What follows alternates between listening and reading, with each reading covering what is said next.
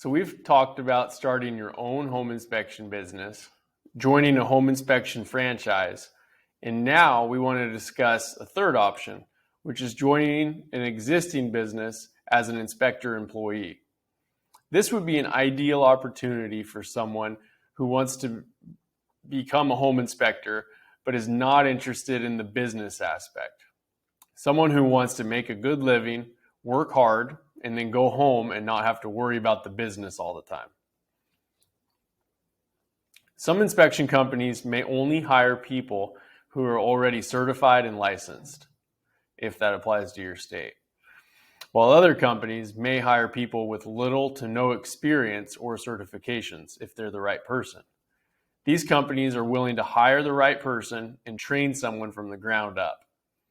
Training an inspector is a large investment for the company, and for this reason, many companies have non-compete agreements or training fees in place to minimize the chances of you getting trained and just leaving right away. If you're considering this option, here are some things you may want to find out about the company you're considering joining. If they hire inspectors without training, or if they require schooling and/or licensing before hiring. What their pay structure is for inspectors. Is it a straight commission, hourly, salary, or some hybrid version? If they pay their inspectors as a W-2 employee or a 1099 contractor. This is a big deal because there's a big difference between being a W-2 employee and a 1099 contractor.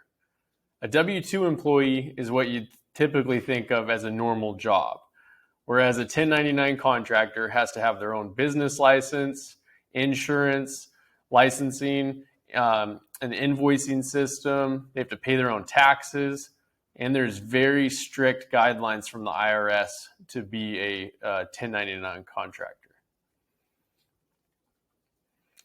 What benefits are provided, if any? There may be paid time off, vacation, health insurance, dental, vision, 401k, and other things. It's also good to know if there's a slow season, and if so, how the company handles that. This will vary a bit by region. What is provided regarding tools in a vehicle? If no vehicle is provided, do they provide reimbursement for mileage? What is the company's reputation in the industry? You can usually research this online, looking at the reviews or calling and asking around to anyone you know who has worked with this company before. That might be real estate agents or lenders. Anybody you might know in the community could be a good reference. What is the vision for the company? And are there any opportunities for growth or advancement?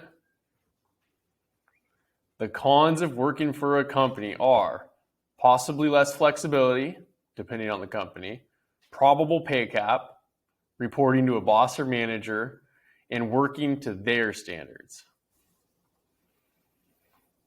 The pros of working for a company are structure, marketing, and scheduling are done for you. You can shut off work when you're home, being on a team, and steady pay.